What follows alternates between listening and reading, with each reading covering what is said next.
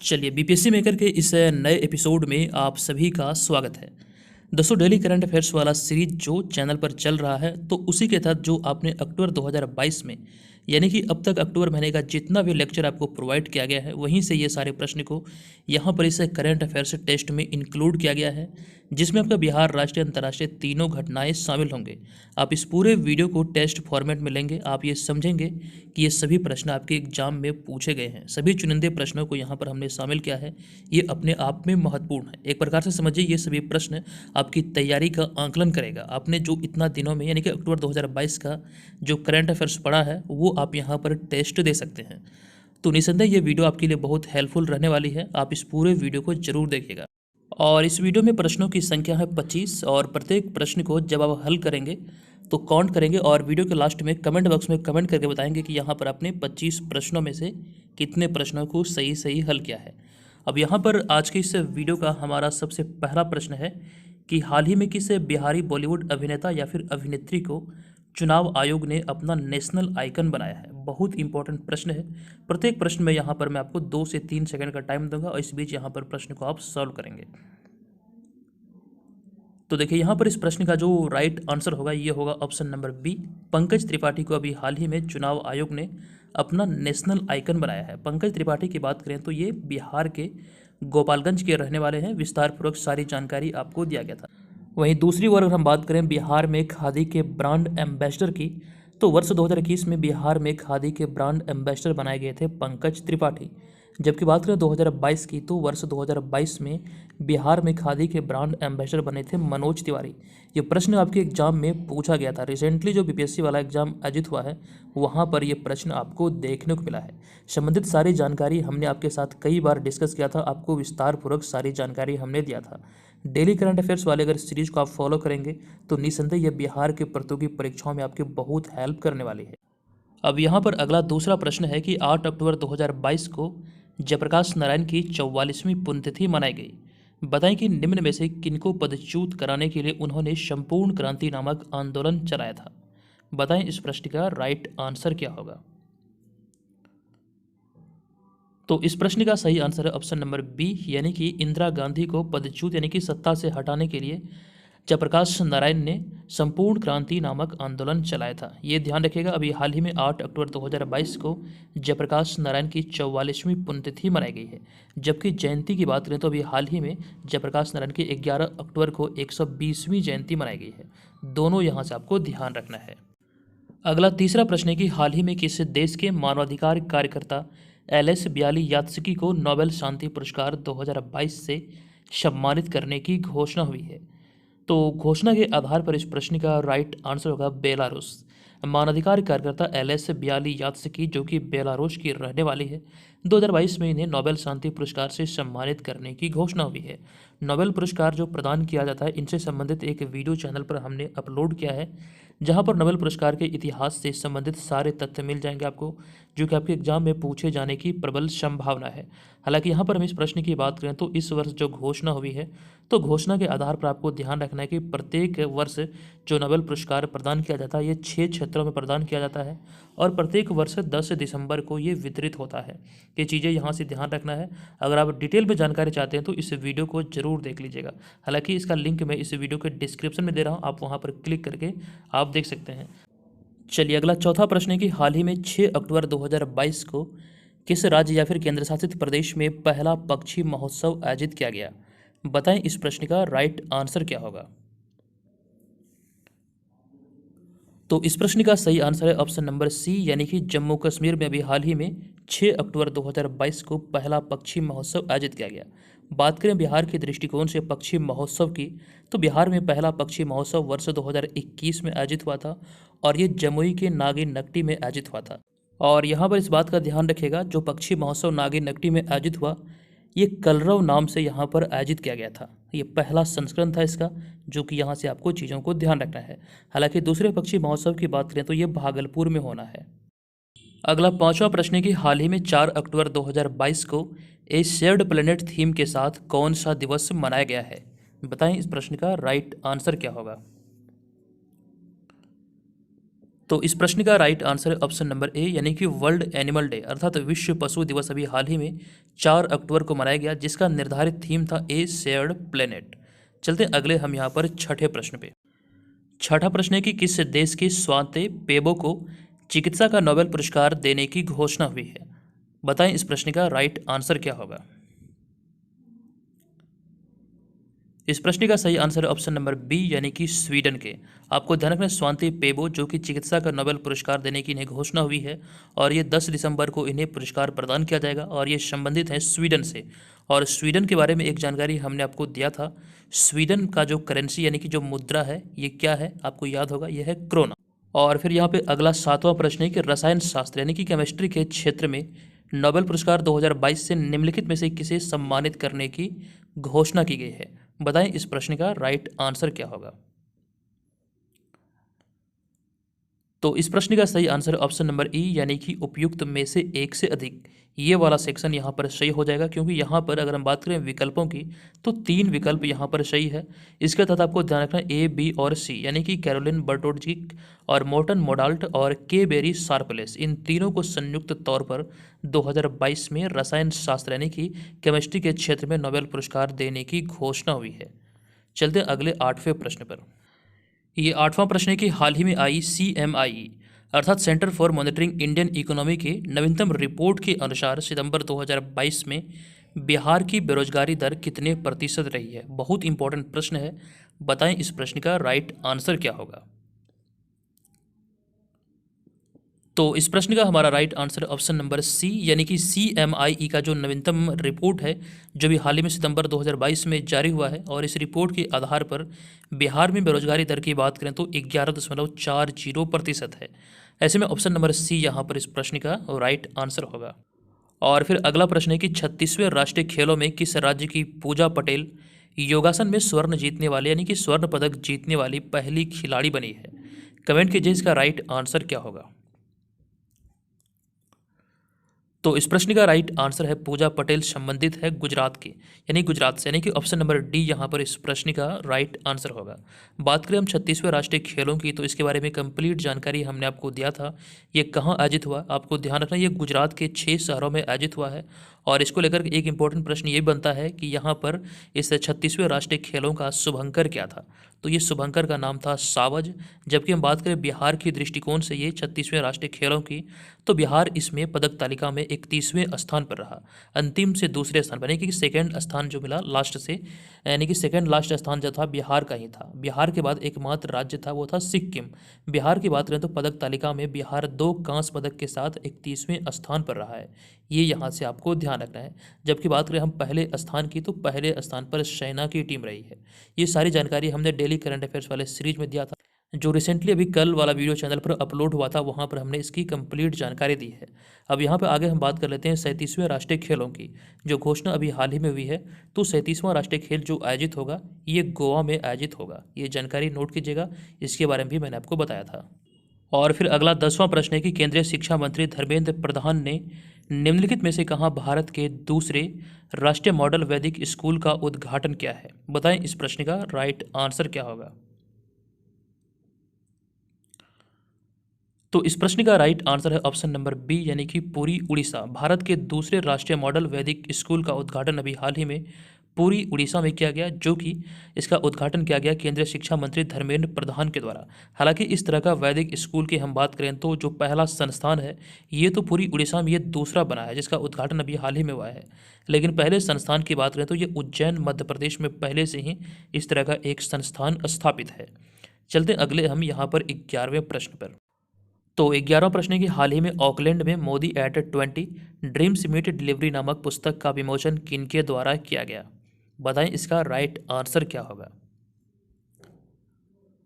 तो इस प्रश्न का सही आंसर ऑप्शन नंबर ए, यानी कि विदेश मंत्री एस जयशंकर के द्वारा भी हाल ही में ये ऑकलैंड में इस पुस्तक का विमोचन किया गया, जिसका नाम है Modi at 20 dreams meet delivery. चलते हम यहाँ पर अगले 12वें प्रश्न पर। 12वां प्रश्न है कि निम्नलिखित में से किस राज्य सरकार ने हाल ही में औद्योगिक पार्क नीति और लॉजिस्टिक नीति 2022 को मंजूरी दी है? बताएं इसका राइट आंसर क्या होगा। तो इस तरह की दोनों नीति को अभी हाल ही में मंजूरी दिया गया है झारखंड सरकार के द्वारा। ऐसे में इस प्रश्न का राइट आंसर हो जाएगा ऑप्शन नंबर सी यानी कि झारखंड। नोट कीजिएगा, ध्यान रखिएगा, औद्योगिक पार्क नीति और साथ ही साथ लॉजिस्टिक नीति 2022 को मंजूरी दिया है झारखंड सरकार ने।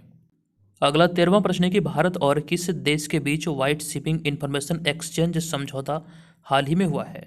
कमेंट कीजिए, बताइए इसका राइट आंसर क्या होगा। तो अभी हाल ही में व्हाइट शिपिंग इंफॉर्मेशन एक्सचेंज समझौता भारत और न्यूजीलैंड के बीच हुआ है। ऐसे में इस प्रश्न का राइट आंसर हो जाएगा ऑप्शन नंबर बी यानी कि न्यूजीलैंड। अगला 14वां प्रश्न है कि हाल ही में नागालैंड की किस नदी में मछली की एक नई प्रजाति की खोज की गई है? इंपॉर्टेंट है, अब बहुत ज़्यादा चर्चे में था, बताएं इसका राइट आंसर क्या होगा। तो इस प्रश्न का हमारा राइट आंसर होगा ऑप्शन नंबर सी यानी कि इन मछली की जो नई प्रजाति नागालैंड में खोजी गई है ये दीखू नदी में खोजी गई है। तो ऐसे में ऑप्शन नंबर सी यहाँ पर इसका राइट आंसर होगा। नेक्स्ट है 15वां प्रश्न। ये प्रश्न है कि भारत के किस गांव को हाल ही में प्रधानमंत्री नरेंद्र मोदी के द्वारा भारत का प्रथम 24/7 सौर ऊर्जा संचालित गांव घोषित किया गया है? बताएं इसका राइट आंसर क्या होगा। तो इस प्रश्न का सही उत्तर है ऑप्शन नंबर ए यानी कि मोढेरा गांव, जो कि गुजरात का है। अभी हाल ही में प्रधानमंत्री नरेंद्र मोदी द्वारा भारत का प्रथम 24/7 सौर ऊर्जा संचालित गांव इन्हें घोषित किया गया है। यानी कि इस गांव में जो बिजली की आपूर्ति होती है ये सौर ऊर्जा के माध्यम से होती है, 24 घंटे होती है, जिस वजह से ये भारत का पहला सौर ऊर्जा संचालित गाँव घोषित किया गया है। नेक्स्ट है 16वां प्रश्न। प्रश्न है कि फीफा वर्ल्ड कप 2022 के लिए कौन सा एंथम सॉन्ग को रिलीज किया गया है? बताएं इसका राइट आंसर क्या होगा। तो इस प्रश्न का सही answer option number B FIFA World Cup 2022 के लिए अभी हाल ही में जो एंथम सॉन्ग को रिलीज किया गया इसका नाम है लाइट द स्काई। इस सॉन्ग में जो वीडियो सॉन्ग जारी हुआ इसमें नोरा फतेही परफॉर्म करते नजर आई है। ये सारी जानकारी हमने आपको दिया था। हालांकि नोरा फतेही के बारे में एक जानकारी ये भी ध्यान रखिए कि जो इसका फीफा का जो ओपनिंग सेरेमनी होगा और जो क्लोजिंग सेरेमनी होगा वहाँ पर भी ये परफॉर्म करने वाली है। ये सारी बातें भी हमने आपको बताया था। अब यहाँ पे हमारा अगला 17वां प्रश्न है कि हाल ही में आई एक रिपोर्ट के अनुसार वर्ष 2021-22 में बिहारियों की सालाना आय में कितने प्रतिशत की वृद्धि हुई है? कंप्लीट जानकारी मैंने आपको दिया था, बताएं इसका राइट आंसर क्या होगा। तो रिपोर्ट जो भी हाल ही में आई है इस रिपोर्ट के आधार पर हम बात करें वर्ष 2021 से 22 में बिहारियों के सालाना आय में वृद्धि हुई है 9.4% की। हालांकि विस्तारपूर्वक कई सारे आंकड़े और भी आपको दिया गया था डेली करंट अफेयर्स वाले सीरीज में, आप वहां पर जाकर देख सकते हैं। हालांकि आपको इस बात का ध्यान रखना है पीडीएफ फाइल जो तमाम हमारे होते हैं वो आपको बीपीएससी मेकर ऐप पर मिल जाएगा। एप्लीकेशन को वहां से डाउनलोड कीजिए प्ले स्टोर से और वहीं पर एकत्रित होकर सारा करंट अफेयर्स का मटेरियल आप प्राप्त कर पाएंगे। और 68वीं के लिए जो कोर्स लॉन्च हुआ है जिसमें आपको मटेरियल दिया जा रहा है, जिसमें कि test series Bihar GK, history, polity, geography, economics, science आदि के नोट्स आपको प्रोवाइड किए जाएंगे। आप लोग चाहें तो वहाँ से इसे ज्वाइन कर सकते हैं और बेहतर तैयारी कर सकते हैं। ये प्री स्पेशल कोर्स है जिसमें आपको ये सारा मटेरियल प्रोवाइड किया जाएगा और साथ ही इसमें आपका ऑनलाइन टेस्ट सीरीज भी होगा जो कि बीपीएससी के लिए पूर्णतः डिजाइन होगा। इसके माध्यम से आप अपनी तैयारी का आकलन कर पाएंगे और ये जान पाएंगे आगामी एग्जाम को देखते हुए आप कितने प्रिपेयर हैं। चलिए अब यहाँ पर हम चलेंगे अगले 18वें प्रश्न पर। ये प्रश्न है कि हाल ही में अक्टूबर 2022 में नितिन गडकरी द्वारा कहाँ 81वां इंडियन रोड कांग्रेस का उद्घाटन किया गया? बताएं इसका राइट आंसर क्या होगा। तो इस प्रश्न का हमारा सही आंसर ऑप्शन नंबर ए अभी हाल ही में 81वां इंडियन रोड कांग्रेस का उद्घाटन नितिन गडकरी के द्वारा लखनऊ में किया गया, जो कि उत्तर प्रदेश की राजधानी है। यहीं पर इसका उद्घाटन किया गया सड़क परिवहन और राजमार्ग मंत्री नितिन गडकरी के द्वारा। अगला 19वां प्रश्न है कि हाल ही में सितंबर 2022 के लिए किस पुरुष क्रिकेटर को आईसीसी ने प्लेयर ऑफ द मंथ चुना है? बताएं इस प्रश्न का राइट आंसर क्या होगा। तो इस प्रश्न का right answer option number C यानी कि मोहम्मद रिजवान, जो कि पाकिस्तान का सलामी बल्लेबाज है और इन्हें अभी हाल ही में सितंबर 2022 महीने के लिए पुरुष क्रिकेटर ऑफ द मंथ चुना गया है। और यहाँ पर आप ध्यान रखेंगे वहीं पे महिला वर्ग की बात करें तो महिला वर्ग में भारत की हरमनप्रीत कौर को चुना गया है। और हरमनप्रीत कौर की बात करें तो भारत की किसी भी महिला क्रिकेटर को पहली बार आईसीसी के player of the month award से सम्मानित किया गया है। तो इस चीज़ को यहाँ से ध्यान रखना है। विस्तारपूर्वक हमने आपको जानकारी दिया था। डेली करंट अफेयर्स वाले वीडियो को जरूर आप लोग फॉलो कीजिए। चलते हैं अगले 20वें प्रश्न पे। ये 20वां प्रश्न है कि लोकनायक जयप्रकाश नारायण की कौन सी जयंती हाल ही में 11 अक्टूबर 2022 को मनाई गई है? बताएं इसका राइट आंसर क्या होगा।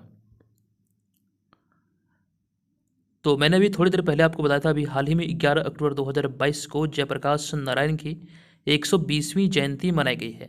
हालांकि हम बात करें पुण्यतिथि की, तो अभी हाल ही में जयप्रकाश नारायण की 44वीं पुण्यतिथि मनाई गई है 8 अक्टूबर 2022 को। तो दोनों को यहाँ से आपको ध्यान रखना है। अगला होगा हमारा 21वां प्रश्न। 21वां प्रश्न है कि हाल ही में 11 अक्टूबर 2022 को अब हमारा समय है, हमारे अधिकार हमारा भविष्य थीम के साथ कौन सा दिवस मनाया गया। बहुत बहुत इंपॉर्टेंट है, बताएं इसका राइट आंसर क्या होगा। तो इस थीम के साथ यानी कि हमारा समय है, यानी अब हमारा समय है, हमारे अधिकार हमारा भविष्य थीम के साथ अभी हाल ही में अंतर्राष्ट्रीय बालिका दिवस मनाया गया। ऐसे में ऑप्शन नंबर डी यहाँ पर इस प्रश्न का राइट आंसर होगा। अगला 22वां प्रश्न है कि निम्नलिखित में से किस संस्था द्वारा हाल ही में गरीबी और साझा समृद्धि यानी कि poverty and shared prosperity 2022 report जारी किया गया है। बताएं इसका राइट आंसर क्या होगा। तो अभी हाल ही में गरीबी और साझा समृद्धि नामक जो रिपोर्ट जारी किया गया, ये वर्ल्ड बैंक अर्थात विश्व बैंक के द्वारा जारी किया गया, यानी कि ऑप्शन नंबर डी यहाँ पर इस ऑप्शन नंबर डी नहीं बल्कि ऑप्शन नंबर बी यहाँ पर इस प्रश्न का राइट आंसर होगा। अगला 23वां प्रश्न है कि हाल ही में उत्तर प्रदेश के 3 बार मुख्यमंत्री रहे मुलायम सिंह यादव का निधन हुआ है। बताएं कि उन्होंने किस वर्ष समाजवादी पार्टी की स्थापना की थी। बहुत बहुत इंपॉर्टेंट है, कमेंट कीजिए, बताइए इसका राइट आंसर क्या होगा। तो इस प्रश्न का राइट आंसर होगा मुलायम सिंह यादव ने समाजवादी पार्टी की स्थापना 4 अक्टूबर 1992 को किया था। अभी हाल ही में 82 वर्ष की आयु में इनका निधन हुआ है। वे 3 बार उत्तर प्रदेश के मुख्यमंत्री रहे थे। तो इतनी सारी जानकारी यहाँ से ध्यान रखिए। चलते हैं अगले हम यहाँ पर 24वें प्रश्न पर। 24वां प्रश्न है कि निम्नलिखित में से किसे अर्थशास्त्र के लिए नोबेल पुरस्कार 2022 देने की घोषणा हुई है। बताइए इसका राइट आंसर क्या होगा। तो इस प्रश्न का हमारा राइट आंसर है ऑप्शन नंबर ई, क्योंकि एक से अधिक विकल्प यहाँ पर सही है। और विकल्पों में बात करें तो ए, बी और सी, यानी कि Ben S Bernanke, Douglas W Diamond, Philip H Dybvig, इन तीनों को संयुक्त रूप से नोबेल पुरस्कार जो कि अर्थशास्त्र का होगा, ये 2022 में देने की घोषणा हुई है और 10 दिसंबर को ये वितरण समारोह में इन्हें सम्मानित किया जाएगा। अगला 25वां और अंतिम प्रश्न है कि निम्नलिखित में से कौन हाल ही में क्लब फुटबॉल में 700 गोल दागने वाले पहले खिलाड़ी बन गए हैं। कमेंट कीजिए, बताइए इसका राइट आंसर क्या होगा।